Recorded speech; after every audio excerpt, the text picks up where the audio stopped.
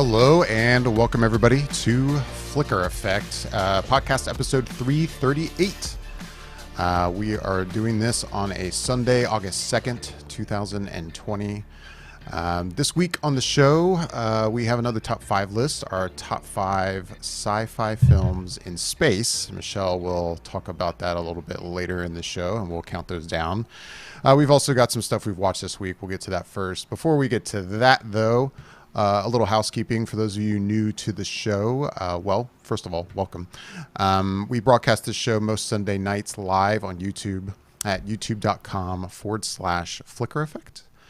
We, of course, invite you to like and subscribe by hitting the thumbs up and subscribe buttons down below, and make sure to hit that bell icon to be notified when we post any videos or go live in the future. Also, if you would prefer an audio-only version of the show, you can seek out the Flicker Effect podcast. It is on Apple Podcasts, Google Play Music, the iHeartRadio app, and basically wherever you listen to podcasts, just search for Flicker Effect. By the way, I'm David Lotz. Joining me, as always, is Bobby Jackson. Hi, David Lott. I'm Bobby Jackson. Hi, Bobby. Also, Yasha Wilson.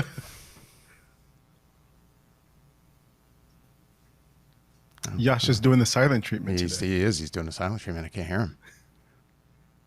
That is entirely my fault. I tried to be cute and mute to minimize the noise and the background effect, and it totally backfired on me. So I'm just going to say it. I'm Yasha Wilson. And Michelle Hillard. Hi, everybody. Hello. What's up, guys? Totally didn't work. It's August. It's August. Live shows are great. It's August. It is August. We are barely surviving a tropical storm here in Florida. Barely survive.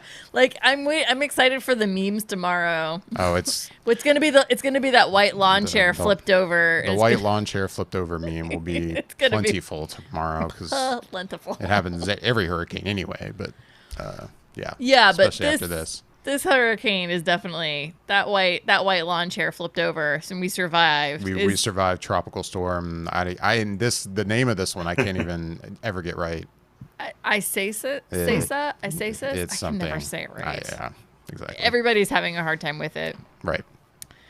But yeah, it's going to be all over our feeds tomorrow. Yeah, so I mean, I was thinking 2 days ago, oh man, we're probably going to have to cancel the show. Like, I don't want to have power outage issues in the middle of the show. And then like this morning, I mean, I was expecting even a full day of rain, and we've gotten some rain today, but that's been minimal. I think it was some they were kind of heavy, but they were pretty quick showers. And that last one even was at 3 o'clock? Yeah. It's pretty dead.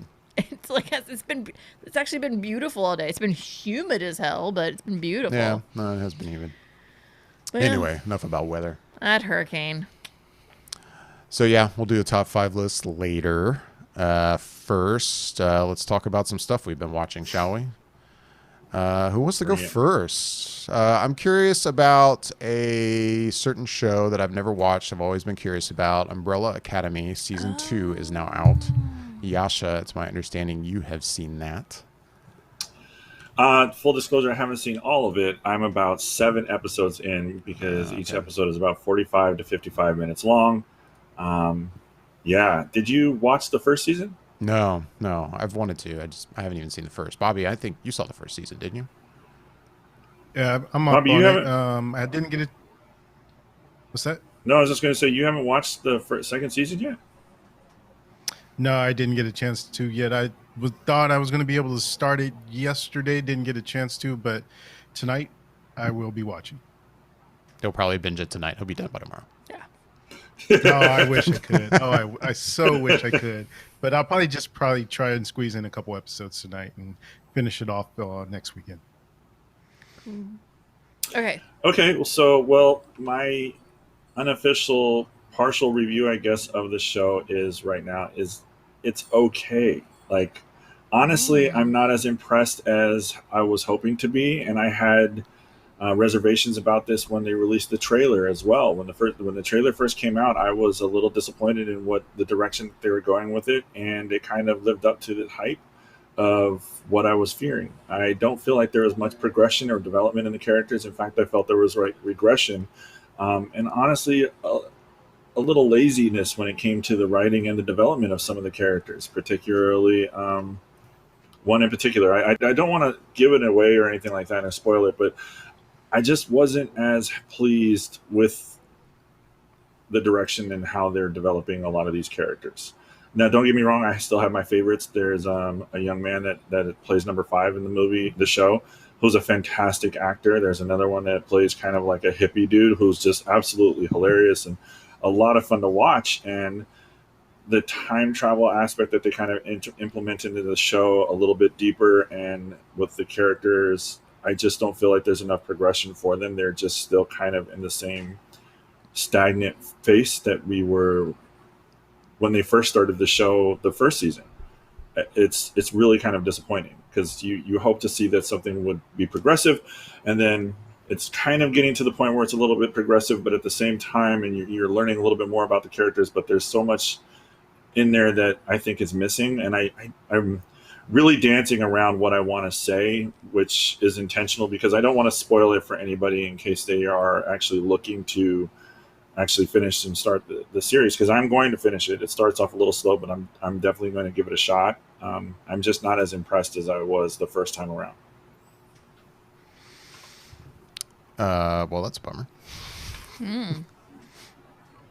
You're actually sort of on the opposite side of critics, I think, because I've seen a lot of reviews out there for season 2, and it's been pretty positive. So you saying that it's been okay so far, that kind of deflated it a little bit for me, because I know how we typically see the same things and have a pretty good response in terms of being synced. So now you got me a little hesitant. I'm still going to jump into it tonight and give my own thoughts about it next week. But yeah, I think most of the reviews I've seen, and again, I'm not reading the reviews in depth, just kind of looking at the first couple sentences or seeing what the title of it is. And I'd say about 90% of them had been pretty positive in terms of thinking, not only is this a good season, but even better than the first season. So yeah, to hear you say that, it makes it more intriguing to me to see what my thoughts will be going into it.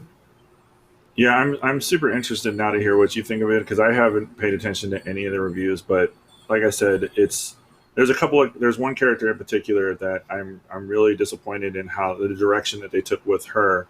Well, that gives a little bit away. Sorry. With that character's development and how it's moving forward with her, and I'm just like, this is weak. This is just not necessarily what I wanted to see or what I was hoping to see. I thought the first season was great. The progression of every character was just spot on. It was fantastic. It was interesting. It was engaging. It was exciting. It's picked up a lot. Like, there's a lot going on in the show, but to me, I just feel like they haven't done enough to really develop some of these characters that we really should see a lot more developing aspect, or coming into their own, or even accepting of who they are and whatnot. Whereas then it's almost like the same story rewritten, and it just kind of bores me with it. Like, that just kind of does it for me. Like I said, I want to talk freely, but I don't want to spoil it for anybody that's going to watch it or is interested in watching it. And Bobby, I'm definitely interested in hearing what you have to say. So maybe after the first or second episode that you watch, we can just hash it out a little bit tomorrow. I would love to hear what your thoughts are. So that's Umbrella Academy Season 2. That's now on Netflix. While you're at it, Yasha, what else have you seen this week, or past couple weeks, I should say? All right. Well, first I'm going to start with something that I finished. I finished The Great, which was absolutely fantastic. Definitely looking forward to hearing and seeing Season 2. Almost to the point where I've gotten a little cracked out on Catherine the Great and doing research and watching videos of her on YouTube. You went down that route. Okay. Yeah, I've gone down that path. I haven't done any reading yet, but I definitely have started watching some videos. So The Great was fantastic. I also watched a movie off of Bobby's referral. I watched Vivarium, which was a twisted story all in itself. And if you like fucked up stories, yeah, strap in. Like, this is definitely that. And I enjoyed it. It was weird. And throughout the entirety of the thing, I just kept thinking to myself, like, how high do you have to be to think of this story and go with it and just kind of keep it moving forward like that? And that's really what it was. It was just a really, really twisted story. And then going even further into Twisted, I watched Guns Akimbo with, yeah, there he is. With, yeah. Okay. Now, that is something, it was a huge setup for a sequel. I don't know if they're going to be greenlit for one, but I would definitely watch it. It was weird. It was over the top. Yeah, I mean, what can I say? It's about basically a computer guy who this organization basically makes two people fight to the death, and Daniel Radcliffe that we see there starts trolling them a little bit, and so they come and take him over and proceed to bolt guns to his hands, and it's him trying to run around the city / find out who did this, find out how to stop this, and still try to stay alive to save the girl that he loves. And there's a bunch of other backstory that's in there, but I definitely enjoyed it. It was weird. It was over the top. It was funny when it shouldn't have been funny, and it was dark. And I mean, I will definitely, if they make a second one, I would love to watch it. Like, I think it was a fantastic little weird film. And I love the roles that Daniel Radcliffe takes, especially the independent film roles, because they're so weird and so obscure. And I think it's his own little way of trying to distance himself a little bit from the Harry Potter franchise. And I think he's done a great job because the guy has talent. He has remarkable talent, and he really knows how to spread his wings and be different characters. And the more intense he gets when he comes to the role, the better I find him to be, because he's just a fantastic actor. Nice. Well, thanks, Yasha, for what you've been watching. I was going to say, side note for nerds, you know what yesterday was, right? Or Friday. I do. What was it? Friday? Friday? Was Harry Potter's 40th birthday. Oh. Okay. Sorry. Speaking of... I'm sorry, what? Just a side weird nerdy note, because I have no life.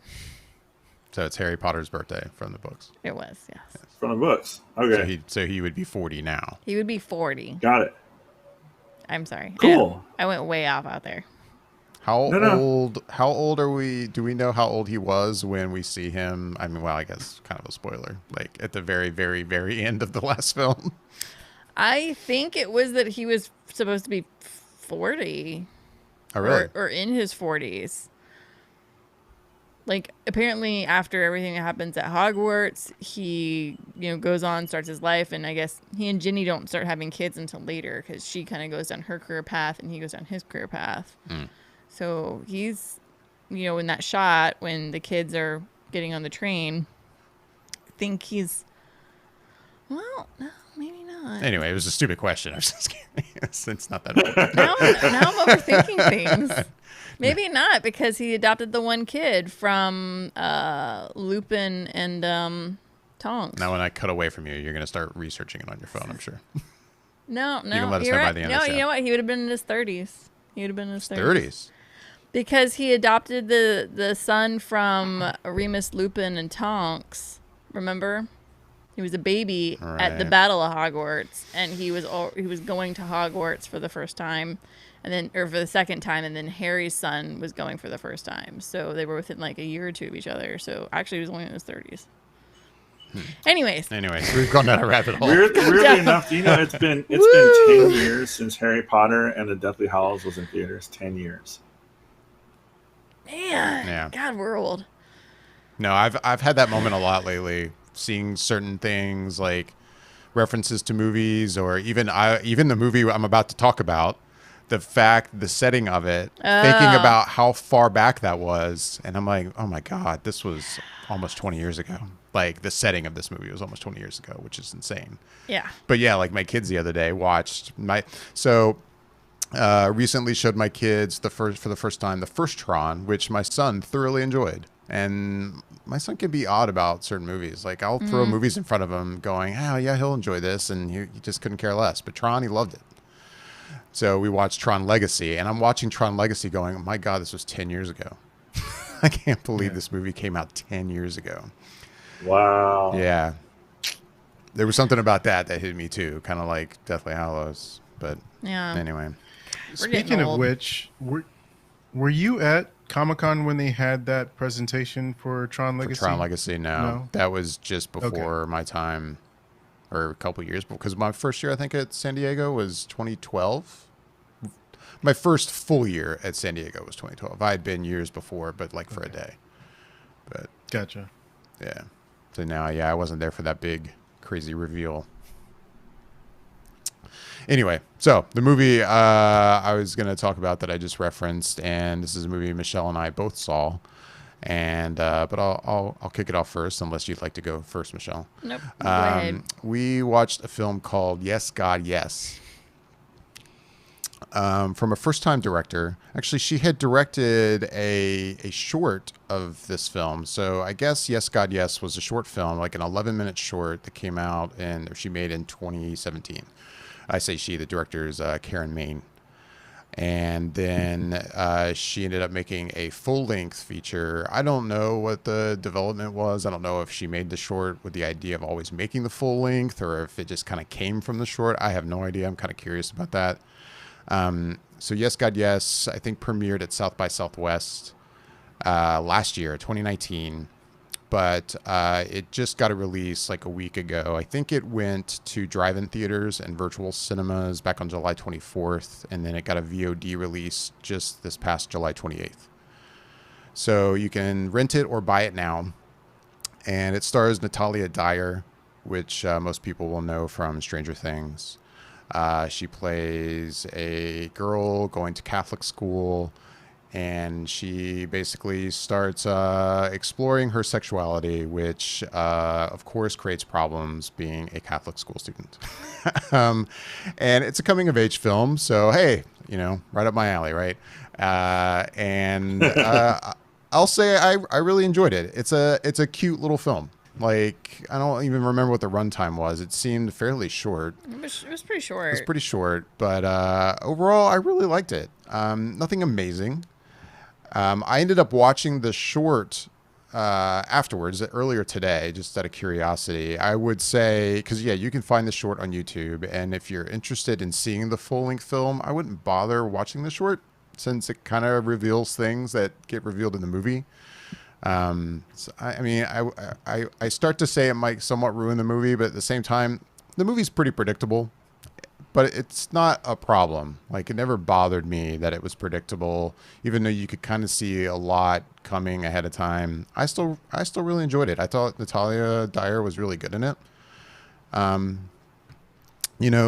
Watching the short, it's the kind of thing where it's like, this works as just a little short, but it didn't feel like the film was like, oh, well, how can I stretch this out over an hour and a half and, really keep your attention for that long. The film doesn't feel that way. It doesn't feel like, oh, this is too much. It should have just stayed a short. I would say I really liked it. What do you think, Michelle? I'm curious. We haven't talked about it.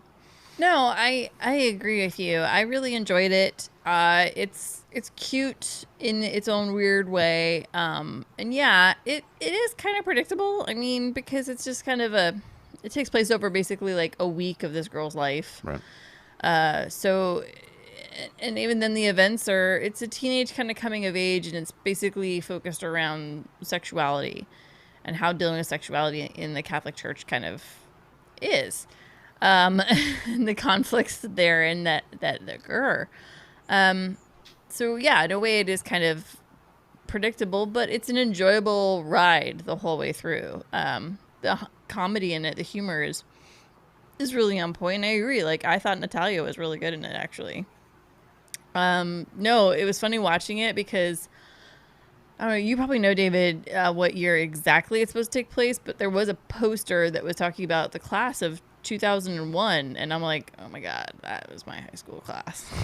And I was like, so it's got to be either the late 90s or it's 2001. Yeah, all I had seen was that it was like early 2000s, but I thought the same thing watching the movie, that it was like 2001.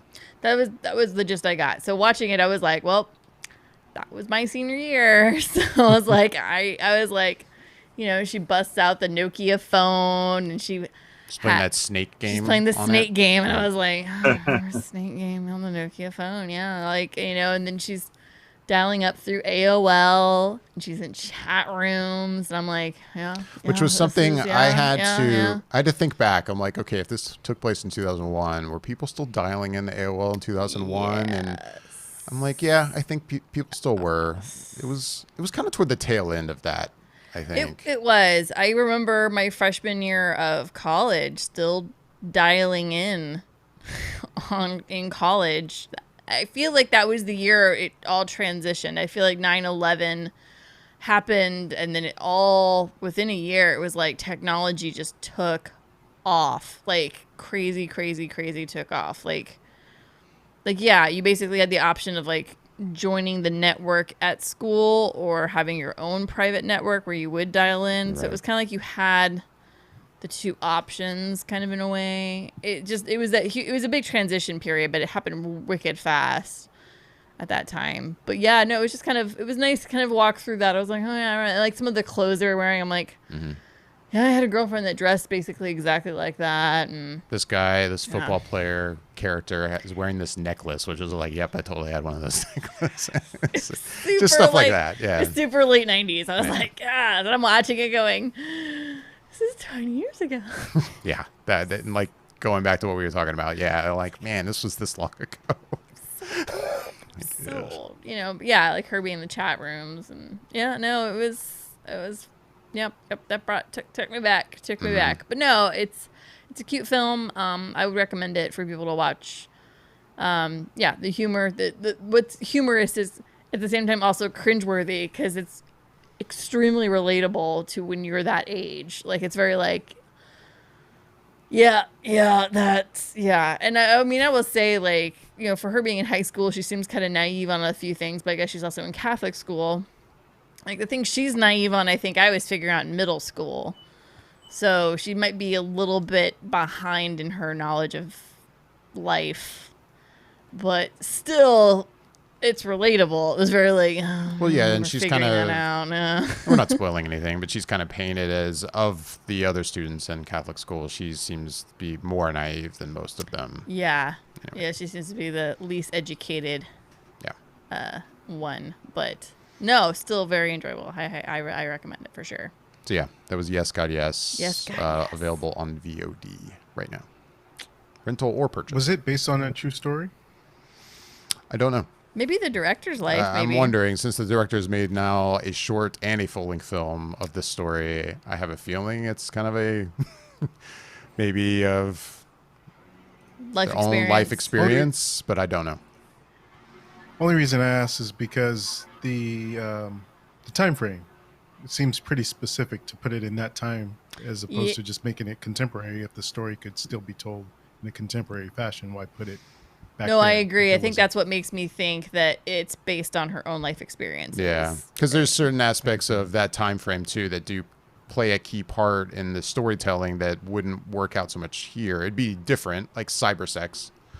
You know, back then versus what that would be like now, completely different. So anyway, yeah, I agree. I bet it's a life experience kind of thing.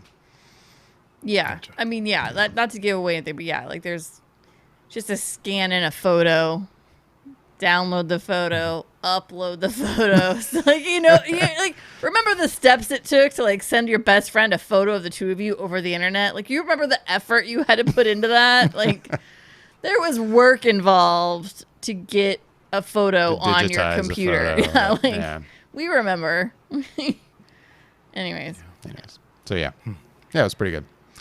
Bobby, what did you watch this week? Oh, master of watching past things. 2 weeks. Well, keep in mind we only have an hour. Weekend, no, I'm gonna keep it short and sweet for the most part. For me, this weekend had been me waiting for a long time for the debut of Transformers War for Cybertron to come out on Netflix, because anyone that knows me knows that Transformers is my thing. I grew up during the time when there was Transformers, G.I. Joe, Thundercats, Silverhawks, you know, all that and I loved all of it. It's the But best the childhood one that era. really resonated for me, it was. I mean, maybe you talk to a kid now and they say Adventure Time and SpongeBob and who knows, but I loved all the action stuff as a kid growing up. So that's what feeds my soul. And Transformers was the one property of above all for me in terms of what I really loved. So there's been different animation shows that have come out based around Transformers throughout the years, some better than others. And I'd say within the last, I don't know, maybe since the movies started coming out, there's been 3 or 4 different series that none of them I was able to gravitate towards. So when this one came out and I saw the trailer for it, I was like, that kind of reminds me of what the G1 animation in terms of their actual robot form looks like. And the voices sound pretty similar to the original voice actors. They're not, but they sound similar enough. So I was like, all right, this looks like something I really want to give a try. And I am definitely happy to report for anyone that's a G1 fan, this was it for me. This really felt close to that original cartoon. It really had that feel for the characters. There's some slight changes here and there, but for the better, I think. And this story tells them about the Autobots and the Decepticons fighting during the time when Cybertron is kind of on its last leg, and they are currently in a race to look for the Allspark, which has been incorporated into this new series because it was never part of the old lore. It only kind of came about since the Transformer movies, so they incorporated that into this, and it works. I would say the tone of it is more akin to Transformers the movie, more so than the original animated series. So it's a little bit harder edge. The violence is ramped up. There's more consequences to actions. So there's a lot going on in it, and it still retains that spirit of the original show. And I just have to say, as much as Optimus Prime is my favorite Transformer of all Transformers, there's definitely something about this guy back here, that Megatron, that has always been such a badass. And even in the old cartoon, he was a badass. But this version of Megatron is definitely like the movie version, the Transformers the movie version. He's menacing. You don't want to cross him. He's super powerful, and I'm representing for him today. I got my Megatron shirt on. But it's just so good, and I enjoyed it so much. And this is the first part of a trilogy. This one was 6 episodes. That's probably the only complaint I really have about it is, or at least anything of a major complaint, is that it was only 6 episodes and they're about 24 minutes each episode. So it goes by really fast. You can finish it in 3 hours. And so I wish it was longer. But aside from that, there's this first series of 6, and then there's another one that they haven't said when it's coming out, but it's supposed to be, it's titled Earthbound or Earth Rising or something like that. So it takes place on Earth, I assume. And then there's another set after that in this trilogy that I forget what it's called, but it's basically, it sounds like it might have something to do with Beast Wars, but we don't know yet. And I actually liked Beast Wars when that one came out. So I would absolutely suggest this to anyone that's a Transformers fan, because it was so good to me and it was right up my alley, and I just enjoyed it a lot. I actually saw a little bit of it. I tried to play this for the kids yesterday, who had almost next to zero interest in watching it. But I was interested. I was watching it going, I kind of want to watch this, guys. I mean, I was busy doing things around the house. That's why I didn't just sit and watch it and go, screw you guys. Fine. I'm going to watch it. Do whatever you want. Play with your toys. But so I haven't seen it, but from what I saw, I'm with you. I was like, this feels like Transformers. Like, I was a fan of Transformers as a kid. I don't think as diehard as you are, but yeah, no, it was good from what I saw. Yeah. Yeah, I was a fan too. I'm interested. Yeah. You got me interested now. Yeah. Really interested. Yeah. Like I said, it's so breezy to get through. It's just that time of episodes and runtime, you can get through it really quickly. So, I would highly suggest it. Yeah, I mean, 6 episodes that are 20 to 24 minutes long. Yeah. God, you can shoot. Yeah. I could do that tonight. Yeah. We watch movies in theaters that are longer than that. Right? Exactly. Yeah. Exactly. So what else have I been watching? One thing I got a chance to watch that I never watched it when it originally came out, which is Batman Mask of the Phantasm. Ooh. And I never watched it, I think, because I remember at the time I was really into Batman the Animated Series. But what threw me off on this one, when I saw the commercials for this and it was going to be in the theaters and it was a movie, my biggest thing was I don't recall during the trailers them showing anyone else in it. And to me, it just looked like Batman going up against some character I never heard of before. And I was like, well, what's the point? Like, why is he not going up against Joker or Penguin or any of his other rogues gallery? Why make a movie about this character I've never even seen before? So I never that I kind of found out a little bit more about it. But then I just never had a chance to watch it. And now it's on Netflix. I don't know if it's always been on Netflix, but it's there. And so I was like, you know what? Now's the time. Let me see if I can check this out. And I'm not saying anything anyone else doesn't already know, but it's really good. I think what makes it good is that, at least for me, what made it good is that you get the typical normal Batman stuff that you usually get in the animated series itself. Not unlike anything you would normally see him doing in a general episode or anything of that nature. But what makes this good is it explores the Bruce Wayne side, and when he's not wearing the cowl, and what happens when someone comes into Bruce Wayne's life that during the time before he even became Batman, how does that affect him and his mission, his goal, his duty, his I guess promise that he's essentially made to his dead parents to live up to their death and honor that by making Gotham a better place. If Batman finds love, can he still be Batman? And it kind of delves into that. And I think that in and of itself makes it so interesting and so good.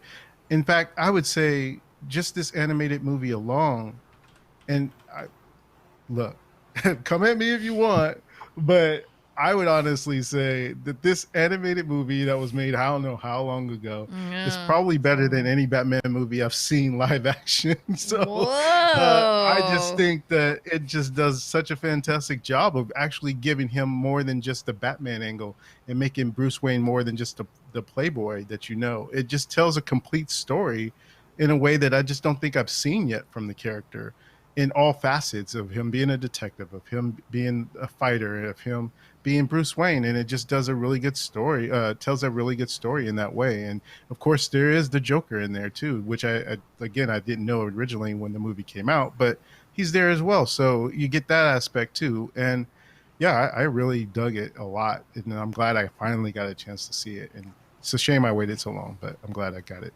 Yeah. Man, I'm surprised to learn that you saw that so late in life. Like, I still haven't seen it. How have I seen this movie?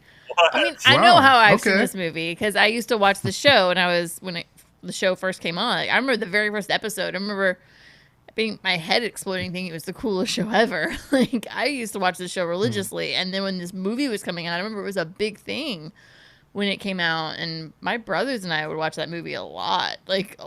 And as I got older, it was like I got the depth of it better. But when I was younger, I was kind of still like, yeah, it's just a really cool kick-ass Batman movie. But then it's like I got older and watched it, and I was like, oh, this is a really good movie. No, like really I haven't even seen it. But what you said, Bobby, about it being better than any of the live-action films you've seen. I mean, I haven't seen it, but I don't necessarily think that's crazy. I mean, I guess I have to see it for myself to see for sure. But I'm a big Batman fan, and I love Batman movies. But I also understand that almost none of them, maybe none of them, like you said, have, I think, done a true, complete capture of what Batman is really like from the comics.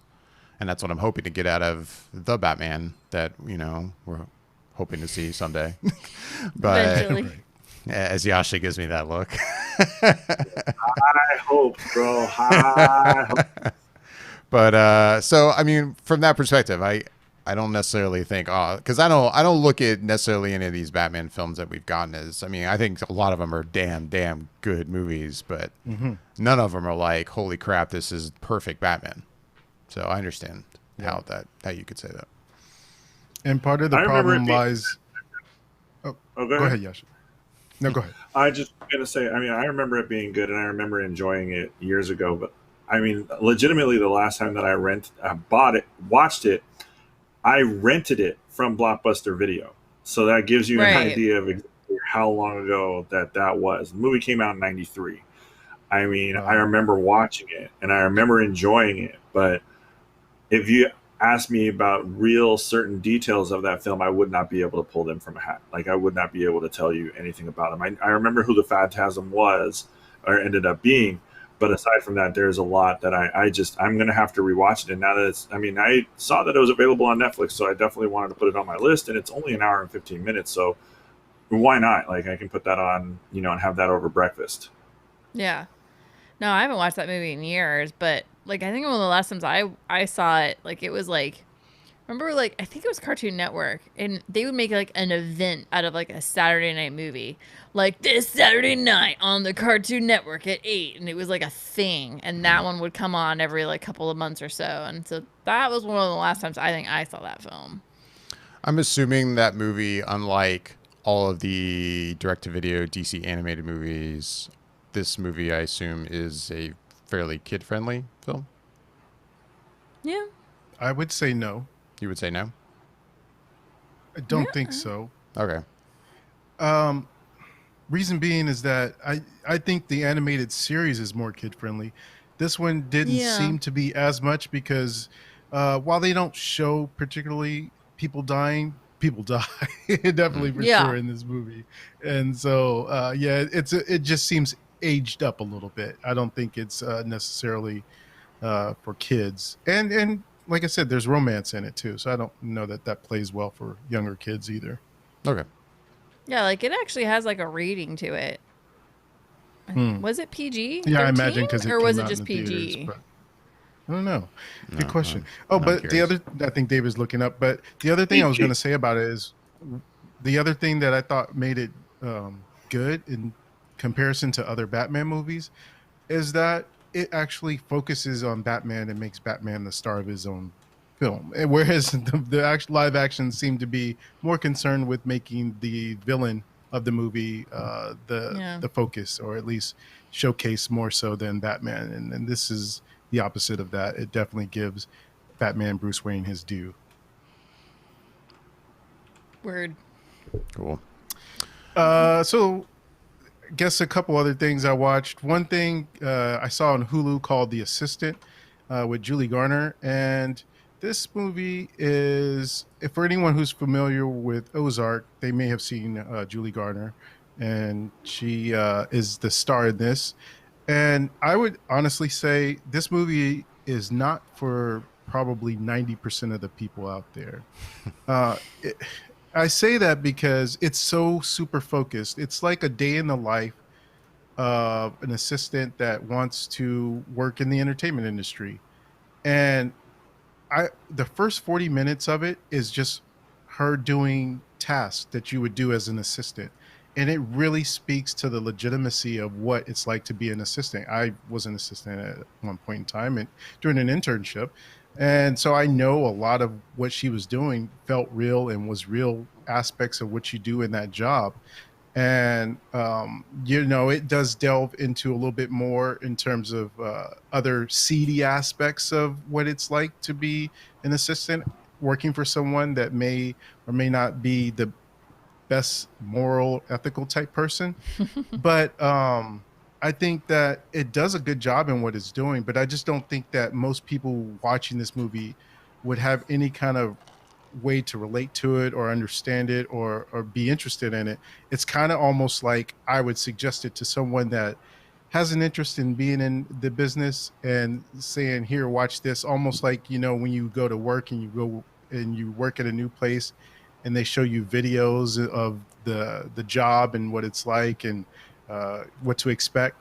That almost could be this movie in a way. I mean, it's kind of like, here, if you really want to be in this business, here's some of what you could probably look forward to and expect, and maybe make that into your judgment as to whether or not you want to be an assistant. So I found it fascinating in how well and close it sticks to what the reality of the situation is like. But I think for most people watching it, they would just be like, this is boring. Where's the story, kind of thing. But it really is kind of like a day in the life. And so there is some aspects to a story there, but most of it is just kind of showing you this person's life as she's trying to navigate these waters and want to make something of herself, just starting from the bottom. But yeah, I liked it, but like I said, it's only going to be for a select few that would really find any kind of value in it. And lastly, the other thing I watched was Host. Not to be confused with The Host. Host is a Shudder original film, which you can only find on the Shudder streaming service. And this is a found footage film. And what's so fascinating about it is that this thing was shot in the same way that Searching was and Unfriended, where you are seen over a Skype, or in this case, it was Zoom. And so you have these different windows. And what I find so interesting about this one in particular is that this was filmed during COVID, during right now, because they referenced the fact that Zoom is very specific and relevant to right now. Because they talk about the current situation and being on lockdown. So the basic premise of it is that I think it's 6 friends are doing, they contact a medium and they're doing a seance over Zoom. And things go wrong with the seance, and a spirit becomes involved, and it gets all, horror filmy that way. I won't say much more about it other than that. And I found it to be so intense when it starts to ramp up, because they use the jump scares in a such a good way, and not that silly, the way that's very cliche. They were effective jump scares, and they seemed like they came at the right times. And it's intense, and it's so tight, this movie. I mean, if I remember right, the runtime was like 56 minutes. So it's super tight. It tells this story, but it's done so well. And for them to have done it over this whole social distancing COVID pandemic is impressive as well. And some of the stuff that happens in it, you're like, man, I wish I could see a behind the scenes of how they did all this, because it really is impressive. And the story within it is done in such a good way that this is one of those ones that if you want to have a good fright, turn off the lights and check this out. And it's on Shudder. Nice. I'm curious. I was going to say, I'd be down for that. Yeah. Be down for a good scary Go ahead and movie. get your free trial, 7 days or whatever. Yeah, I was going to say. And check it out.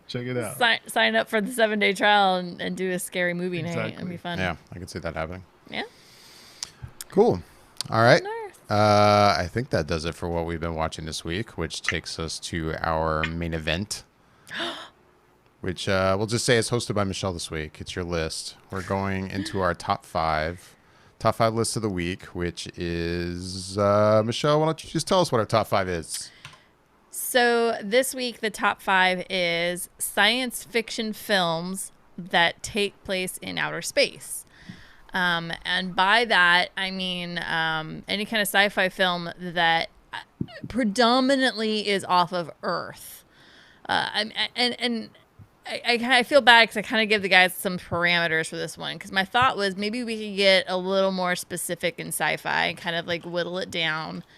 And maybe we could bring to light some films that other people might not be super knowledgeable in their existence. So the goal is that the kind of parameters I gave was basically like most of the movie, a vast majority, is off of Earth. I mean, obviously, there's some movies where a little bit of time is spent on Earth, and that's fine, but the main focus is they're off planet. The other thing I kind of put in parameters, I was like, no, like, superhero movies. No Guardians of the Galaxy which I know you're probably thinking, but that's completely off Earth and it's totally science fiction. Mm-hmm. For me, I think films in, at least like within Marvel and even DC, like Green Lantern stuff, those are comic films. Those are comic action adventure films for me. Those don't fall under the genre of sci-fi technically. And then I kind of vetoed, and then this is because it's my list. I vetoed Star Wars and Star Trek, which is crazy, but I feel like those are films that everybody knows. And again, for me, I think Star Wars isn't just sci-fi. Star Wars kind of falls into a plethora of categories that makes up those films. Now, Star Trek it's sci-fi. That's why the movies and the shows are always on the Sci-Fi Channel. But I felt like those were so well known, and people have sought out to see those films, and there's so many of them that maybe we could take the focus towards other films that might not have quite as much a forefront. And I say that now. Almost all the movies I have are well-known movies, but there's still movies that I'm sure people are like, oh, yeah, I never saw that one. I meant to see that sci-fi film. Like, even in doing this list, I was like, oh, yeah, I never saw that one. And I came up with, like, 3 movies. I was like, dang it, I've never even seen those. So I came and put them on my list because I've never even seen those sci-fi films. So this was kind of to get people to maybe be a little more knowledgeable in that more specific sci-fi area. There's a lot of sci-fi out there, but this is just in outer space, so that's where we're at. It's my longest way of explaining a very simple idea. A simple idea that grew into having a lot more detailed parameters than maybe you originally intended, but I get it. Yeah. I understand why you put the parameters that you did. Yeah. With that, I guess because it's your list and the way we do this order, that means I go first. Yes! David goes first. He was super ready to do that. Yeah, I'm super ready for this one. Which is funny because when you first brought up the list, I was like, oh man, there's going to be so many movies. I'm not going to know what to do with myself. And in a way there is, but in a way when you really think, okay, sci-fi movies in space, and you're excluding all the stuff you're talking about excluding. Yeah. I was having a harder time actually kind of locking down stuff that would fit because I'd think of movies, oh, this movie's set in space and that movie that's set in space. These are great movies. Oh, wait, that's not science fiction though. Like it's either based on a true story or it's basically a true story kind of stuff. I'm like, so, okay, that doesn't fit. So yeah, I had a harder time with the lists than I thought. And I'll admit I'm kind of throwing it together at the last minute. As we talked about off air, I'm using what we're calling now the Yasha method for a top 5 list, which I'm fully embracing now, by just kind of winging the list as we go. I have my 5, but I am gonna maybe kind of be putting them in order as I talk about this. Cool. So my number 5 is a film from, what year was it? I had it up here, 2015. So about 5 years ago. A movie I'm pretty certain we've all seen and many people have seen. It did pretty well for itself. And that is a Ridley Scott film called The Martian. That is my number 5 on the list. Sci-fi, definitely science fiction. But at the same time, fairly grounded. It seems to be in the not too distant future, and it's a future that seems like it could quite possibly be reality. Possibly in our lifetimes, kind of, and maybe depending on how things go. We're gonna be old. 2020 could have put a wrinkle in all of those plans, but. Yeah, The Martian, starring Matt Damon. I mean, I think most people have seen it. If you haven't, he's basically left behind on Mars and having to figure out how to survive on his own. And I know it's based on a book that I have not read, but the movie was fascinating. And yeah, I've heard nothing but good things about the book. And I thoroughly enjoyed the film. And I think Ridley Scott in his later years has been a little hit or miss. And this is definitely a hit for him, in my opinion. I thoroughly enjoyed The Martian. So that's my number 5 film on my top 5 sci-fi films in space. Good way to kick it off. With that, moving on to who's next? Bobby. Bobby, what's your number 5 would be film? me. My number 5, I think maybe I didn't all together embrace every part of it being majority sci-fi, but for sure it still has those elements to it, and it definitely takes place outside of Earth for the most part. And this is a more recent film actually that I quite enjoyed, and I think it was maybe more divisive than anything, but I definitely enjoyed the human elements of it and the science fiction aspects. And my number 5 is Ad Astra with Brad Pitt. And Nice. for me, what I think really I enjoyed about it is some of the sci-fi-ness of it, in that you see these scenes that are taking place off planet, and it's done so well and it looks so good. And particularly the one scene that I go back to in this film was the moon battle, which Ugh. sounds funny to say if you haven't seen the movie. You're like, what do you mean a moon battle? This is sort of a grounded film, but yet they do it in a grounded way. And there are these, all I'll say is that there's moon pirates. And that scene, the way it's done, is just so intense, and just really keeps you kind of on the edge of your seat of what's going to happen there. And it's shot so beautifully. But I enjoyed that, but also the human element of it too, and that Brad Pitt's character is trying to see if he can find his father on this mission that's halfway across the galaxy. But there's that aspect to it as well, and I just think that I can understand why a lot of people probably didn't gravitate to it or didn't like it that much, but I really did enjoy it, and so that's why it's on my number 5. Very nice. Ad Astra, your number 5. Yasha, what is your number 5 on the list? Okay, so I had a hard time with this list, not just necessarily because of the topic, but apparently I have not seen quite as many movies that take place in space as I anticipated that I thought I did. Just really whittled it down a lot. Then throw in the fact that Michelle said, nothing that's what's the definition that you give where it has to be in space. So that's just very much put it in a very narrow perspective. But so the next movie, the movie that I'm going to mention here, is not something necessarily that I'm like, oh, I'm in love with this movie and I think it's a fantastic film. I enjoyed this film. This movie more just has stuck with me for over 20 years because it's just, for lack of a better way of saying it, some things you just can't unsee. And this is probably one of the most disturbing movies that I've ever seen. And it was over the top. It took place in space. I enjoyed it. I remember liking it, but I remember just thinking, I was like, that movie was all kinds of messed up, just like ridiculously messed up. And so the movie that I chose, because this is the first thing that popped in my head when this topic was discussed, is Event Horizon. Yes. Came out in 1997.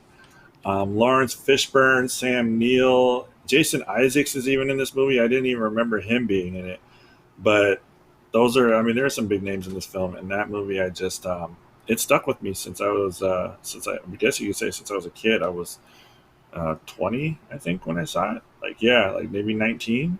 That movie is all kinds of messed up, and it really, really left me writhing, I guess you could say. I was just like, this is fucked up. This is just not good. This is all kinds of bad. So that's my number 5. That's a really good choice. It was funny because I was thinking about that movie. It's so cool that movie it's a sci-fi movie, but it's a horror sci-fi movie. But it's a really well done horror sci-fi movie. It's really it's really just messed up. Like, you walk out of there and you're just like, and I saw it in the theater, man. Oh, dude. I saw it in the theater, and it just left me in a whole different world of like, wow, that was not a good idea. Yeah, I saw it in high school, and I think I saw it, we rented it. Again, I think we rented it from Blockbuster, me and some girlfriends, and that movie messed me up for a week or two. It was very wow, that just keeps creeping in my dreams. No, that movie that's a good one. Anyways, so I guess I'm next. You are. So I have to be a copycat. And I feel like that's going to happen a decent amount on this list, but I'm okay with that. So I'm copycatting David. My number 5 is also The Martian. I did read the book. And I remember I read the book a few months before the movie released. So by the time I finished reading the book, I was just like, when does it release? When does it release? When does it release? And I was eagerly awaiting seeing this thing on film. And yeah, you know, sometimes books don't translate that well to film. It's a very hit or miss kind of a situation, but this one, it does. It transitions very well to the screen, and I enjoyed it thoroughly. I mean, they did make some adjustments, but still, it was really good, and I think it really, I don't know, it's such a human endeavor story. And yeah, it is grounded in that it's basically this guy, it's a survival film, but yeah, the science fiction part of it is basically like how they even get to Mars, how does the rescue mission happen, if they're going to be a rescue mission, because of the logistics of it. Like it's sciencey, but it's also science fiction, but it's sciencey. Like it's pretty awesome. No, I highly recommend the Martian. That's a good one. I love it. The Martian. You were number 5. My number 5. Moving on to number 4. My number 4 film brings us to another Ridley Scott movie. I guess I'm going to keep the Ridley Scott train moving along here. And my number 4 film is a movie from 1979, a classic. That's Alien. I was a little torn about this and Aliens. Because I love them both. I do. But they're very different movies. Mm-hmm. And even though I think James Cameron did great things with Aliens, I like the simplicity of the story of Alien. I like this group of people that are in one place in this one ship who are having to survive against this one single alien. And yeah, if I had to pick one or the other, I have to go with the original, even though I think Aliens is great, but I'll admit, yeah, Aliens is not on my list. So yeah, Alien, my number 4 film on the list. Another excellent sci-fi horror film. This is true. Bobby, your number 4 sci-fi movie in space. My number 4 is both of yours and Michelle's number 5, which is all of a sudden I blinked The Martian. I blanked on it. I was like, wait a minute, what was it? The Martian. I mean, I can't say anything more than what you guys have said, other than one of the other things I really enjoyed about this is that under these dire circumstances, you would think that this would be a very intense and tense movie, and it is, but they also do a really good job at adding levity and comedy to it, which you just wouldn't expect or think in those situations, especially with the stakes being so high. But the way it's done and pulled off is just so good that it just is this complete package. And today's terms, I don't know if this would be, I don't know if it would fall under the realm of a dad movie, but it's one of those type of movies that really, I think, hits those feel-good spots and the type of things that you would look for in a movie that is a blockbuster of its type. And I think it hits all those points very well. So, yeah, that's my number 4 is The Martian. That's a good one. Yeah, they wrote the main character with a really excellent sense of humor. And I think that's what got him through the situation. As you go down this journey of surviving on Mars. Yeah, it's that's really the saving grace was his sense of humor. Yasha, keep us going, shall we? With your number 4. My number 4. All right. Well, I mean, there's really not much I can say about this film that David hasn't already said. I'm going to go ahead and mirror what he said. Is basically Alien is my number 4 as well. And I went with Alien pretty much for the same reasons that he did. I mean, James Cameron did a great job with the sequel. It was a fantastic movie. I really, really enjoyed that. But I remember first watching Alien when I was a child. No business watching that movie. Reading the comic book, and still remember some of the shots and when people died, and just looking at this movie in space and just being completely absorbed, because this is something that we had never seen before.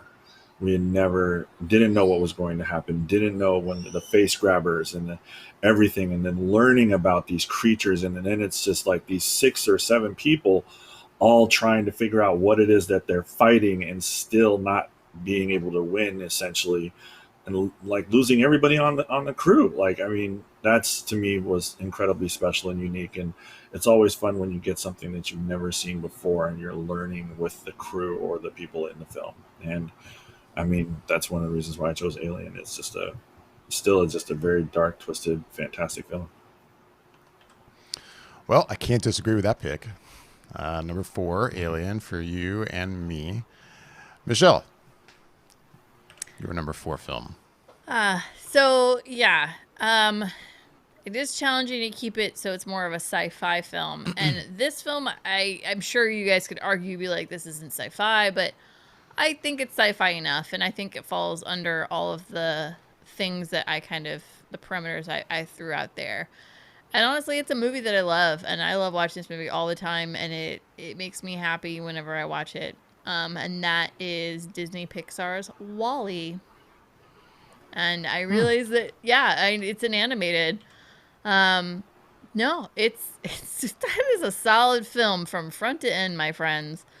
The story is excellent. It's executed really well. And I mean, gosh darn it, if you're not rooting for that main character, then I don't know what your life is like. It must be pretty sad and empty. But no, I mean, WALL-E, it's a great film. And obviously it's Disney Pixar, so this is literally a great film for kids of all ages. And I mean, yeah, no, WALL-E, I think is an excellent one for sure. No, I thought it was funny that you would think that's not sci-fi. I think it's definitely sci-fi. Yeah. And I'll say it's not on my list, but I think that's a great pick. It's one I actually hadn't considered, and it's one of my favorite Pixar movies. Yeah. WALL-E is solid. Yeah, I always love it when your kids are like, let's watch WALL-E. I'm like, yeah, let's watch WALL-E. Right. Like, yeah, let's put that on. Let's do that. Oh yeah, my turn. That's right. It's your turn now. Oh yeah. All right, let me bring up my list again and go. Yeah, what am I going to pick for my number 3? Okay, yeah, I think I know what I'm going to pick for my number 3. My number 3. Yeah. No. Yeah, we're at number 3 now. All right, I'm not wrong. Okay. Cool. No, I must have did something. No. My number 3 is a film that I don't know. Like when I was putting this list together, and I say this, I already have a movie on my list from 1979, so it's not like they're only recent films. But part of me was like, oh man, I feel like a lot of these are recent movies. I feel like the should be more classic ones. There's such a wide span of great sci-fi films that took place in space, but I'm like, I don't know. This movie's pretty solid, and this movie is kind of divisive, and in terms of this director's work, and no, it's not my favorite film of his, but I think he swung for the fences, and I enjoy it, and there's a lot of things I enjoy about it, and that is Interstellar, from Christopher Nolan. Like I said, no, it's not my favorite film of his, and no, this movie is not perfect, but I thoroughly enjoy it. I especially love how he does such a good job or a better job than many movies that take place in space at really trying to follow the science. I mean, no, I don't think any movie that takes place in space has perfect science behind it, but from my understanding, and I'm no physicist or astrophysicist, but hearing from those who are, it sounds like this movie did a pretty decent job of showing us what life would be like in space better than probably any movie before it. And I thought that's pretty cool. And I, being kind of a nerd for this kind of thing, I really enjoyed seeing that on screen. And the movie looks gorgeous, and I like the story. So yeah, Interstellar. That's my number 3. I was just gonna say, in movies that I realized I've never seen, that's one of them. Like, yeah, it's a shame. It's a shame. There's a fly flying on my microphone and my glasses. Sorry. I see you swatting the air, and I'm like, what is happening? What's happening on the other side of my screen over there? Don't mind me. For those of you watching. All right, Bobby, your number 3 sci-fi film in space. Well, it sounds so nice. Got to say it twice. My number 3 is Interstellar as well. Nice. I can't really say much more than you said. That's twice my thunder has been stolen, so I can't really expound upon what you've said. I think you hit it on the nail. Hit the nail. Hit the nail on the head. Hit the nail on the head. There we go. Getting all my Fool me once. Right. Fool me twice. Fool me once. Yeah. Fool me. I think that it just really does a good job. And like you said, the biggest thing in terms of my takeaway from it is the way that Nolan swung for the fences on this one, and the way it tells this story, and the science of the whole aspect of what they're accomplishing. And it's one of those movies where I really feel like I think I've maybe seen it twice, but I feel like it's one of those things where if I revisited it, I would get more out of it again, because it's so heady in so many ways, and there's so much going on within it. And there's the human element that always gets me in all of these types of science fiction movies that are grounded or based in some sort of reality. And it's that story that tethers it together in a way that really makes it resonate in his mission and what he's doing, and how it pulls at your heart in certain aspects. And I just think that's really well done, along with the science of it all and the sci-fi-ness of it. I don't really have much more to say than that, but that's my number 3. You know, for a guy that I know doesn't get to watch a lot of movies due to time and how much content you do watch, I feel like that you and I should challenge ourselves maybe in like the next month, where you watch it for a second time and I actually watch it for a first time. That way I can compare like first time viewer watch, and then you can compare your second time viewer watch. That could be interesting. Yeah. I'm going to put that in my calendar. I'd like to watch it a second time too, because there's a lot to grab onto with that movie. So. Oh yeah? Well, what's your number 3, Yasha? My number 3, staying true to the Yasha method, mind you, and adjustments. I chose I chose a movie that I found that its satire and humor is just magical, and it still makes me laugh today. I am going to go with Galaxy Quest as my number 3. Because while it does start on the planet Earth, it does take off, and the majority of the film is in space, and it is sci-fi. So I feel like that kind of totally lands fits in your realm. Okay, so fantastic. I mean, what can I say about this movie? I mean, I loved this movie. I really need to watch it again. When I ran across this on one of my lists, on one of the lists that I was looking at, I was like, oh, that would be a great one to watch, because all I remember is just Alan Rickman's character is so fantastic. So good. It's so good. So good. It's so just over the top. And it was just, he looks so in so much pain, just the anguish that he had for that film. I just thought for his character that he had to play, and being basically pigeonholed into this role, there's something magical and special about that film. And I've watched documentaries on it, and I realize that I'm not alone when it comes to thinking that. And the film is fantastic, and I really think I need to watch it again. It's really that good. So Galaxy Quest is my number 3. That's a solid one. God, that's a good one. Good pick.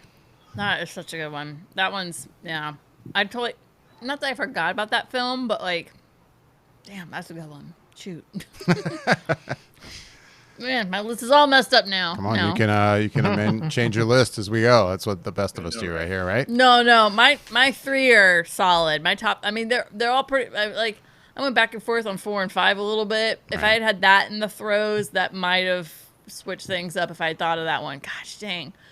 But no, my top three are there. Those were locked in. Those were my top three were so fast off my head. But it was no. Anyways, so three. This is a film that I feel like got some critical acclaim, but also some backlash from traditional viewers. But I remember watching this film, and I actually the fly's over by me now, David. Thanks. Hey, at least it's not over here because I've been having issues over here. It's like by my mouth. Oh God, why is this happening? Why is this For all happening the right YouTube now? viewers, this will be fun to watch. Yeah. I'm sure they think this is hilarious. Like, why are these idiots swapping their face? I'm Anyways, definitely using that clip of you right now on Instagram as it's on your hat right now. it is. Oh shoot! Look at the clip around my hat. Oh The fly man, has I'm stolen the talking show. like I have like a very serious thing happening, and this is happening around me. It's totally throwing it all off. Anyways, it's back to my number three. My number three, we're super not professional here. My number three, no, for me, like I'm almost bummed I never saw this movie in the theater. And as soon as it came out to like on release, on demand, rental or whatever, I don't remember how I first saw it. Like, as soon as it was able for me to watch it outside of a movie theater, I watched it, and I watched it at home. I dimmed my whole house, and I had my surround sound just jammed up to like, to 11. It was just insanity. And I was on the edge of my couch the entire time this film, and I really feel like this film is quite spectacular. And I think it's true. It's like you were saying with Interstellar, David. Like it tries to be very true to the we'll call them the rules of space, and what actual astrophysicists and people that are way more knowledgeable than I am about space try to convey to people what the reality is. But no, this movie is spectacular, and it's called Gravity. It stars Sandra Bullock and George Clooney. And it is gripping, and the hard reality of life and the Sandra Bullock's character, the main character of the film, you're rooting for her. You can't not put yourself in her shoes, and it is an intense ride the entire film, and I love it. I've only actually watched it even twice. And I honestly need to revisit it, but I just remember both times, even the second viewing, just thinking, my God, this movie is spectacular. I thought the visuals, the sound editing was really spectacular. I thought Sandra did a really great job in this movie. The writing, I think from start to finish, it's a great film. I realized that there's actually, I'm in a small group, actually. There are people that really don't enjoy this film. They think it's kind of boring, and I don't know, maybe I just really feel for the character. Maybe I might have more understanding of space, and I don't know, maybe I just really fall into that one group that just my heart went out to this story. But yeah, it's a divisive film, I guess, in as far as love or hate this film. So, but no, Gravity I think is quite spectacular. Oh, good. I think it's a good pick. It's not on my list, but I thoroughly enjoyed Gravity. Oh, it's so good. I know not all of us did, but I liked it. All right. What are we moving on to number 2? It's up to you now. It's up to me. I'm going to send the fly back to you. No, please don't do that. Number 2 is a movie that, no, Michelle, it will not come as a surprise to you that this is on my list. I think I know. It probably won't come as a surprise to a lot of people that it's on my list, because this is a movie I feel like I keep singing the praises of, because it's on me now. That I keep singing the praises of, because it feels like it went kind of unnoticed when it got released Tron back Legacy. in Tron Legacy. It's just gonna show up on every list that we do. Bobby's just gonna say it, no matter what the list is. The list could be about Legacy. Tron the list Best could be about romantic films of best Disney princess films, and he's gonna say Tron Legacy. Tron Legacy, definitely. Best westerns made in 50 Tron Legacy. Wait, what? No, this is Sunshine from director Danny Boyle. Which, I think I mentioned came out in 2007. It's got a pretty decent cast in it too. If you look at it, I always get his first name wrong. Is it Cillian Murphy? Cillian, yeah. Cillian Murphy's in it. Rose Byrne, Chris Evans, Benedict Wong, Michelle Yeoh. It was also written by Alex Garland, who went on to direct Ex Machina and was it Annihilation. Mm-hmm. It's one of those movies that I will admit, just listening, man, this fly is making me insane. It's ridiculous. This fly, it's trying to kill us. It's really been sent by evil forces to mess with us during the show.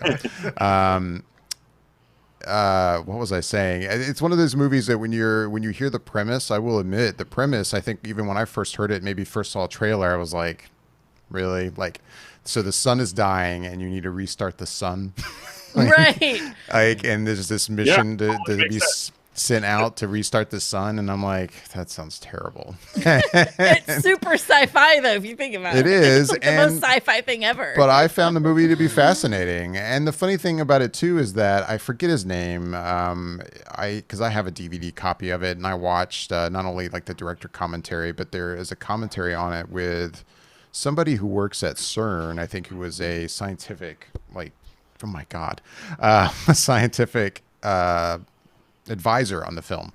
And yeah, there's a lot of inaccuracies scientifically in the movie, but at the same time, there's a lot of stuff that you'd probably be surprised that actually was fairly accurate.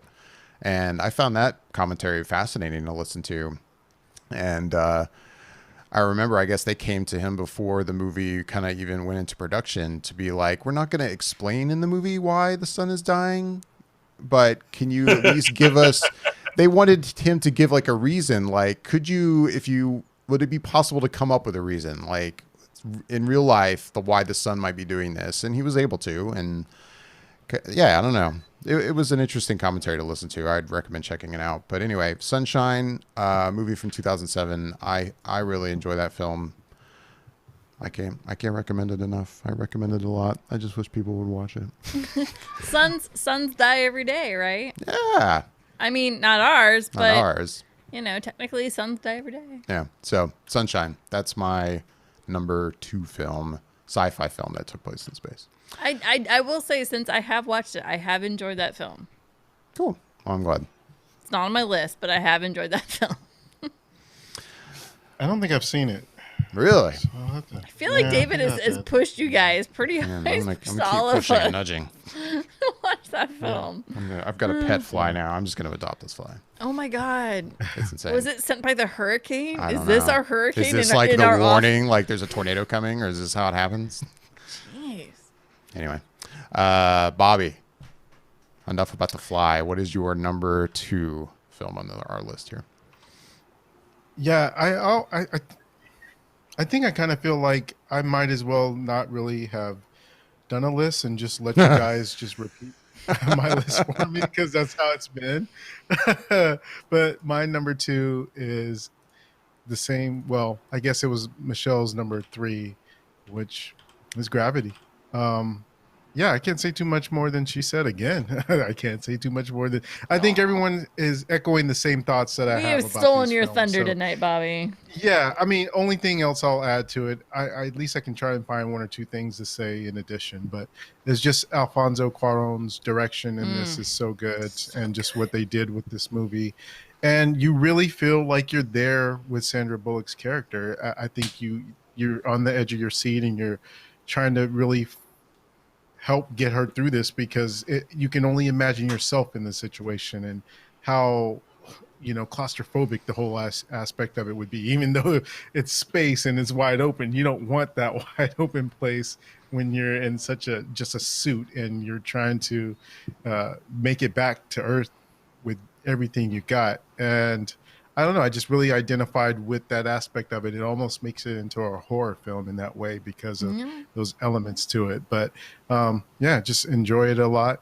And I know that there, again, are some that do not. But do you guys remember when they talked about how this could have been or they wish that it could have been like a prelude to Venom. I remember someone at the time, they were saying like, "Oh, wouldn't it have been awesome if, you know?" But yeah, it wasn't. And it has nothing to do with that. I could see the movie Life being a prelude to Venom. That's right. It was Life. My bad. My bad. It was Life because those movies came out. Yeah. So yeah, but. So yeah, update on Flymageddon. There's a carcass on the floor now. Yes, the fly will no longer be an issue. David has won.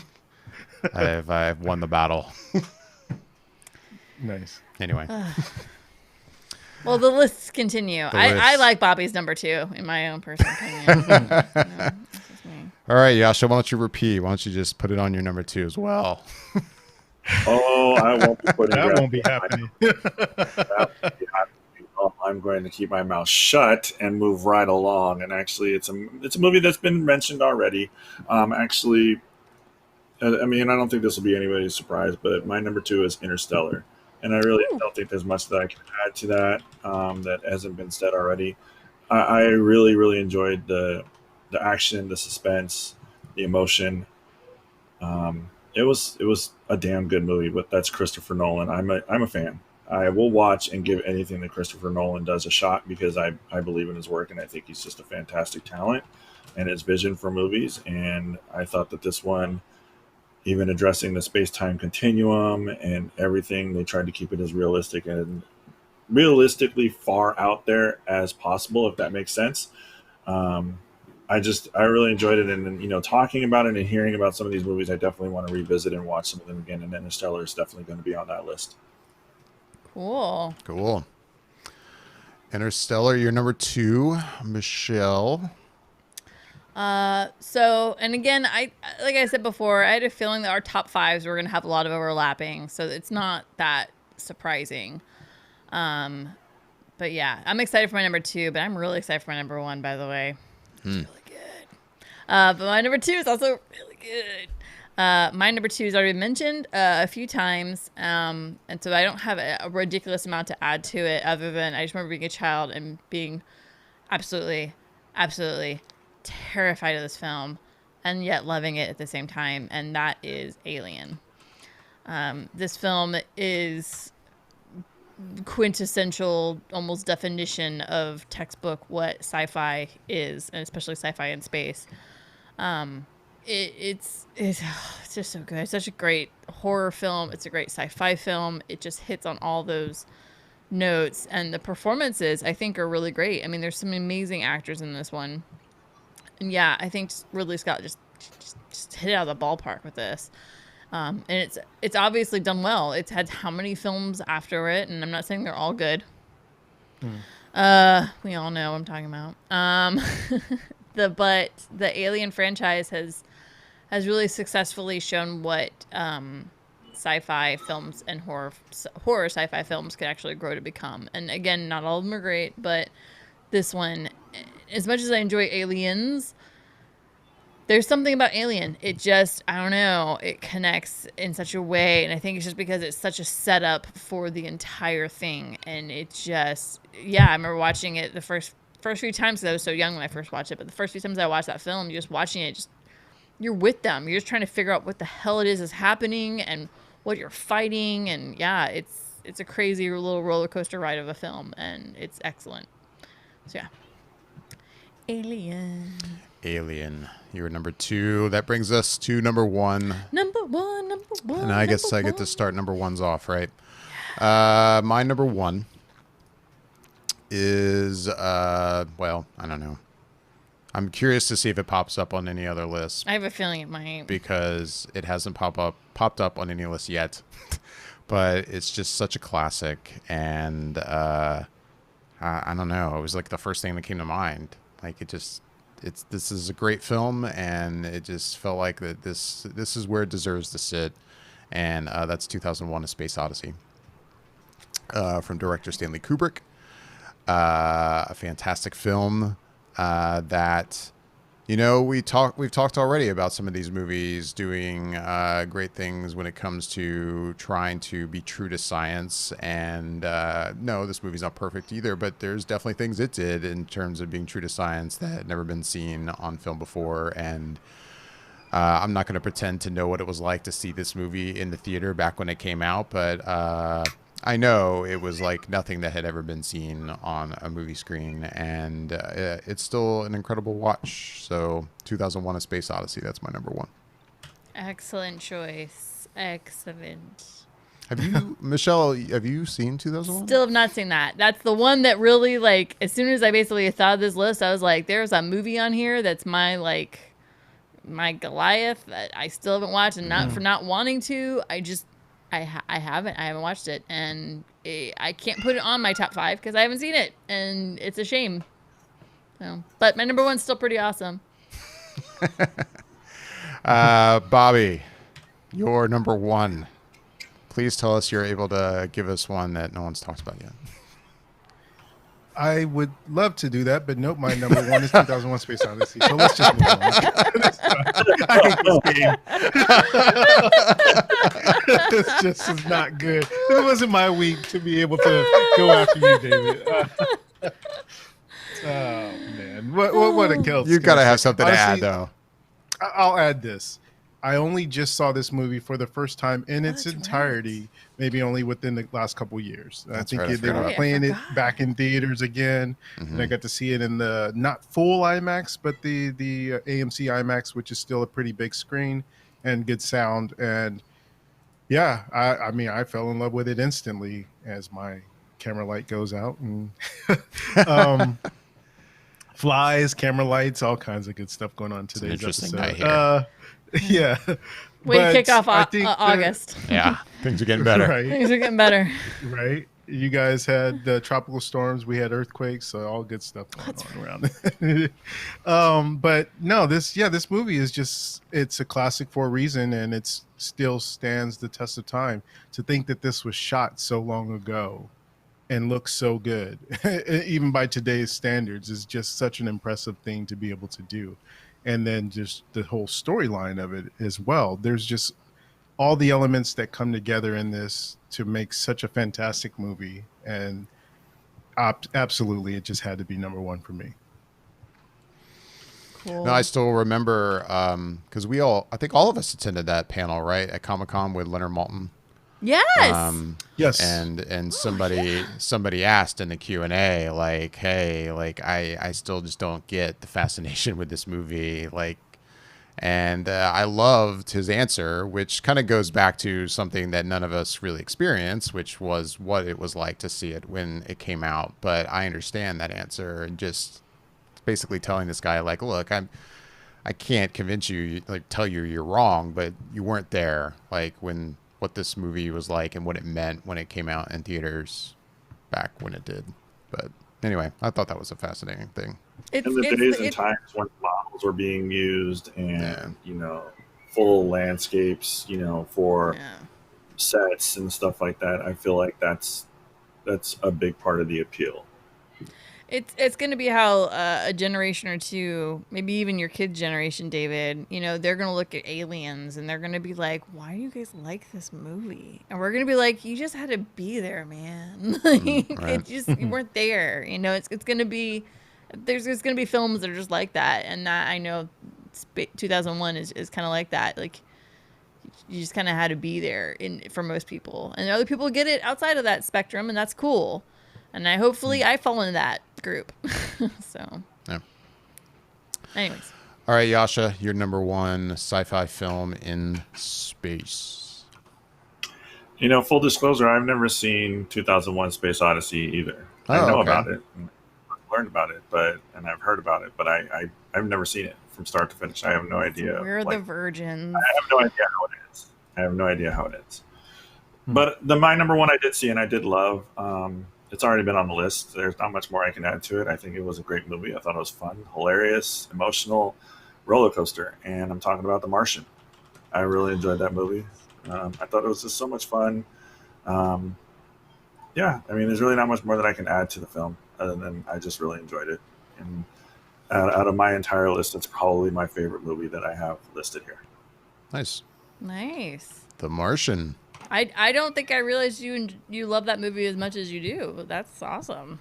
I really enjoyed it. Like when I thought about it, I was just like, yeah, I think I want this to be my number one, because I really, really did enjoy it. But I like Matt Damon too, and I thought it was fun and I thought it was entertaining. So yeah, that's my number one. Cool. All right, Michelle. Last but not least, I'm not gonna lie. I'm so excited because nobody has mentioned this movie. Really? You have a number one that's not on any list. I'm so happy. Really? Before you say Wally it, I want wasn't to on think. anyone's list That's either, true so. too, but I want to think for a second. I'm like, what could this be? I will say, I guess you could put it in another category, but for me, it falls in sci-fi, and it's definitely in space. This is a comic book movie. We're gonna riot. Oh, I know you guys are gonna. You're gonna be like, damn it! You said Green Lantern wasn't allowed. Yeah. Green Lantern. I know. I'm funny. I got the jokes. No, I'm so it's okay. So my number one. God, I wish we had a drum roll because I feel like when I say this, you guys are gonna be like, damn it! It is a sci-fi action film. The Fifth Element. Oh. Okay. I love this movie. Like, I love this movie like an idiot. Like, I watch this movie. I feel like in years it's tapered off, but I will say there was a time I watched this movie at least once a month, basically. And to this day, if I am flipping through the channels and this movie's on, I'm done flipping. I don't got to go no more. The Fifth Element is so damn good. And unfortunately, what's his name? Alec Bisson? I can't ever say his name right. Has never captured the magic in the bottle since this film. Luc Besson. Yeah. Sorry. Okay. Go ahead. Sorry, Luc Besson. He's never captured magic in the bottle since this film, unfortunately. But God, this movie's so good. I mean, Jesus, it's just got everything. Action, adventure, sci-fi, comedy, hot chicks running around wearing basically nothing. I mean, come on, guys. Like, so good. No, this movie, I love it. I love it for just a plethora of reasons, and I can't get enough of it, and I will watch this movie every time I ever see it. It's available for me to watch. I own it, I think, on 2 different formats. I think I actually own a VHS, as crazy as that sounds. I'd have to go through the collection. But, like, yeah, this movie is so ridiculously awesome. And, I cannot sing the praises of The Fifth Element enough. And I geek out for it. I nerd out for it. Like, I love it. There's so many, like, culture references that now people say all the time, like little pop references and like little things that they say that all come from this movie. And yeah, it's just so good. So if you have not, for any weird reason in life, never seen The Fifth Element, see it. Hopefully you love it. Maybe it was just a movie in the moment of time it came out, but gosh darn, I love that bad boy. And I'll watch it all the time. That's funny. I honestly looked at that movie and I just thought, I was like, no, I just, for whatever reason, I didn't find it suitable to put on your list. So I didn't put it on the list. Oh. But I thought... Like you didn't think it met the requirements? Yeah, I don't know why. I just wasn't feeling it. I was just like, no, I felt like, I don't know why. And it does take place in space, and it's for the pretty most much part, in space. there's definitely an earthbound portion of it for sure, especially in the beginning. But then the rest of it, I mean, I would say 70% of it's in space, and it's just so futuristic, even when it is on Earth, that it almost makes you feel like you're not even on Earth because it's so futuristic in its sci-fi-ness. But you are absolutely right. So good. I mean, and I will say it's not like in a spaceship. A lot of our movies are kind of in spaceships for the most part, and it's only in it for just a little while for the film. But God, it's good. God, that came out in 97. Yeah, space cruise ship. There's another movie on my list that has a space cruise ship. Oh, that's true. It's a theme. It is a theme. And then my notable mentions, I had Hitchhiker's Guide to the Galaxy. And then also Event Horizon. So, yeah, that's where I'm at. Yeah, I'll be honest. I didn't really put together honorable mentions. I could try to think of some stuff off the top of my head. But... Aliens. I didn't either. Aliens. The second one. Yeah. All the Star Trek movies I'm not allowed to mention. Hey, you agreed to that? I even said maybe we should consider putting the Star Trek films on. You're like, no. I'm like, okay. I kid. Sort of. Yeah, no, I'm trying to think of some other honorable mentions. And do you guys, Bobby, Yasha, you guys have anything you wanted to mention before? I mean, I have one, but it's based on a true story, so it's like it's not sci-fi. It was Apollo 13. I was Yeah, I mean, I was running into that as I was making my list, and like that First Man stuff that I was like, oh wait, no, that's not sci-fi. That's not gonna work. That's historically accurate. Yeah, that's telling true history. So that's why I put that on there. Yeah. As Michelle was talking, there was one that popped into my head, but I don't know if it would have qualified or not based on our parameters. But I was just thinking about Total Recall. I don't know if it fits. That totally would have worked. No, it's funny because Michelle, when you were doing your drum roll, what I'm about to say, I almost yelled out Total Recall. Really? Yeah. I didn't think that was going to be it. Don't get me wrong, but that popped into my head, so I almost yelled it out. I kind of forgot about that movie for this list. I mean, that's a good one though. Like it would have been on my list then, because I didn't even think about it until Michelle was talking about her number one, and it popped into my head, and I was like, could that have fit? If I had known it would have fit, it would have been in my list. It would have been in my top 5 for sure. Well, that's a good one. That's a weird one. I literally just watched that movie again. Yeah. Oh yeah, that's right. I remember you talking about that. 20 years or whatever. Literally watched it. It's like I was like laughing. It's so ridiculous, and I think it was because it was on your over the top action movies. Like it was somebody's on somebody's list. So that's what made me think about watching it. And it's on, and they're pumping it up on Netflix. So I definitely. Oh yeah, they are. Yeah. Were you gonna say, David?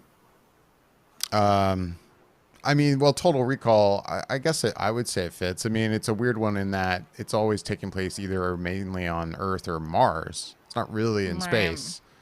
Right. So that's a tough one. That's why I wasn't sure. So I don't think I don't think at the time it even entered my mind, but then it just was sort of in there. And then I was like, well, see, I don't know if it fits because we're going with the space aspect as well, but could have maybe squeaked in. No, Fifth Element, that's a good pick. I'll be honest, I hadn't really considered it. I'm not saying I necessarily would have put it on my top 5, but I mean, I love that movie. That's awesome. I have met people that aren't fans of that movie, but yeah, they're weird. Yeah. I think some people find the whole, like, the elements themselves, that whole thing, a little over the top, kind of cheesy. Yeah, no, I know, but I don't know. For me, it's a fun one, and it's got a lot of sci-fi to it. There's aliens in it, and yeah, I mean, it predominantly takes place in outer space. They're on a huge cruise ship out in the middle of nowhere. I forget what galaxy they said they were in. Like, it is what it is. Bobby, I enjoy the hell out of it. Bobby, is that your way of saying you've never seen it? Yeah, I'm adding it to my list. So I will watch it sometime. Oh my God! I had a feeling. Never seen The Fifth Element? Bobby. Really, Bobby? Really? Okay, is that serious? Yeah. Wow. Okay, this is officially right like your top priority for this week. You gotta say, at the very least, the things that we talk about that I haven't seen, I do a pretty good job of actually filling in those gaps. When I recognize that I haven't seen something, and everybody else is liking it, I do end up going back and watching it. Do. It's just you do. And watch the movies and shows that are recommended to you very seriously when you haven't watched it and everybody is proclaiming about how good it is. Yeah, I Are we picking up on the sarcasm? I just realized. I know there. David saw me where I was going with it. David looked dead at me. He saw where I was going. He was like, this is the door I did not want to open. Well, Bobby, I hope you find some time this week. I want you to relax, get a bowl of popcorn, your favorite drink, and just enjoy the comedy and the fabulousness, the visuals, and just relax and kick back and just enjoy the next 2 hours of your life, because you shouldn't regret it. I'll definitely be curious. Sorry, Bobby, but considering not only the praise you're hearing now tonight, but that's a movie I feel like is very beloved by a lot of people. I'll be curious to see your thoughts on it, watching it just now, after probably so much that you've heard about that film. And it's a little older too. It's not like it's brand spanking new. Yeah, it came out in '97, so think about that. Like, that's when it came out. Yeah. I'll say to your point, David, and then something kind of going back to Michelle. I've seen bits and pieces of it on TV because it's been on TV, obviously. And nothing caught me when I saw the little bits and pieces. So I don't know that anything that I saw made me say, oh, I need to sit down and watch this from beginning to end. But having said that, since I only saw it out of context and not really gathering the full scope of it, I will sit down and watch it from beginning to end and give my thoughts.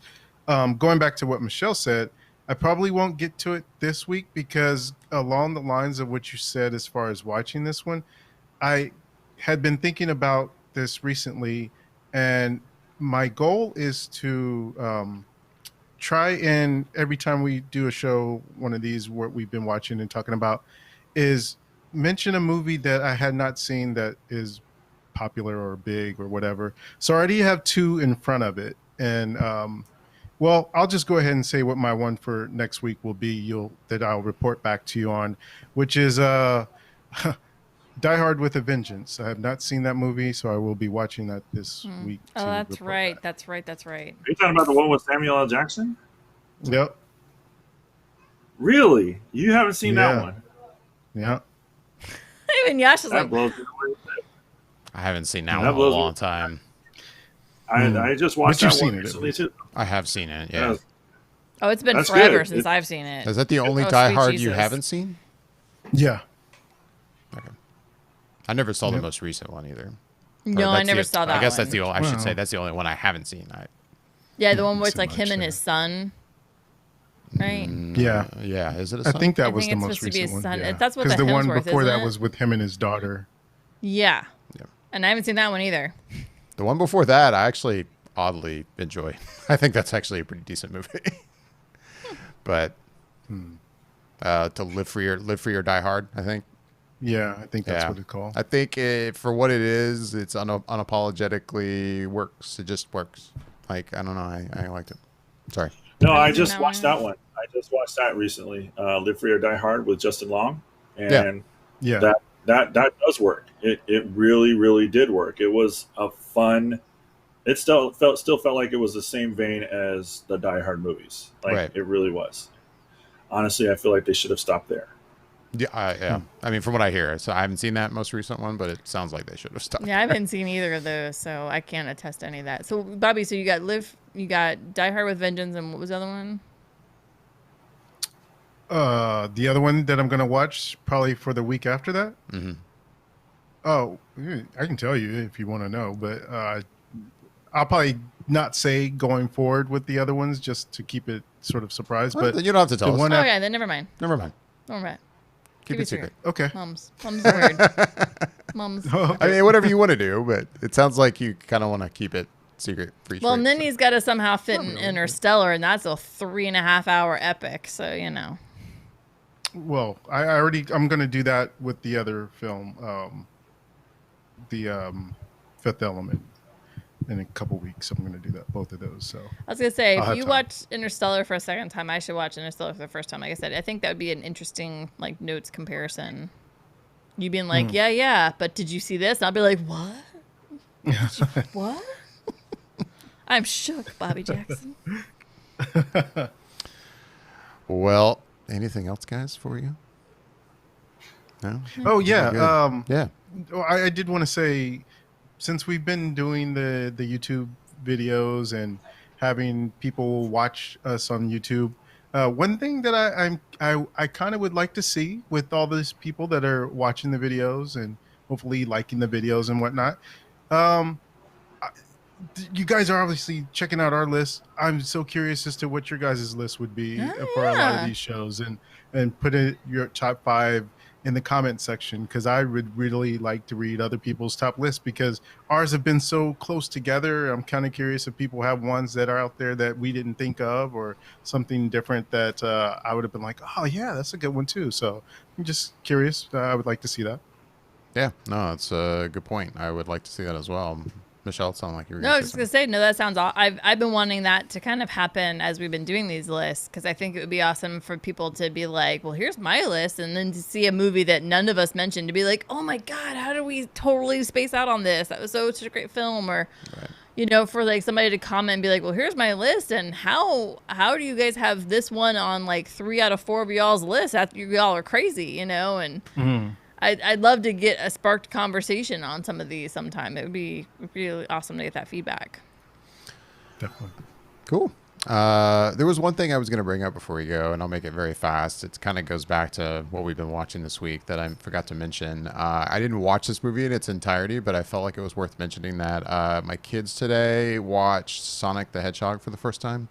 And I never saw that, but I saw most of it. I was also kind of doing things around the house as it was on, but I was paying attention. I'll just say I was pleasantly surprised by that movie. It was actually pretty enjoyable. Yeah. And the kids thoroughly enjoyed it. Bobby and I both liked it. Yeah, I thought I remember that you guys both liked it, and the movie was pretty good. And the kids liked it not just because of Jim Carrey being Jim Carrey, but that helped, but also the character of Sonic, which I don't even who did the voice of Sonic. Do you guys know off the top of your head? Ben Schwartz. Oh, okay. Yeah. No, they like Sonic himself. They seem to think he was really funny, and yeah. As a kids movie, they definitely seem to give it their seal of approval, and from what I could see, I was enjoying it. Nice. And did they get a chance? Oh, sorry. Go ahead. No, go ahead. The actor's name that is the lead in the film, I also always forget his name. Oh, Cyclops. Yeah. James Marsden, or that's it. Yeah. Right. Anyway. Yes, James Marsden. No, he's good in it too. For sure. He's just I don't know. I like the movie. I just thought it was worth mentioning. No, the movie's fantastic. I'm genuinely excited to see if they get greenlit for a sequel, which I hope they do. They did. But the movie was so much fun. Like, and I tell people that I was like, you're gonna laugh, but man, I would watch it again. Like it really made me laugh. Like it was a fun, warm-hearted, quick to the point movie, and it was enjoyable.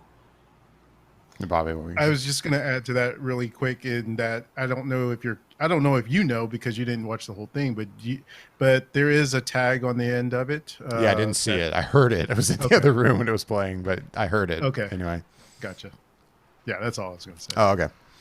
Well, yeah, with that, we are going to wrap things up and get on out of here. As always, kind of like what Bobby said, we'd like to hear back from everyone listening and watching. You can comment on YouTube.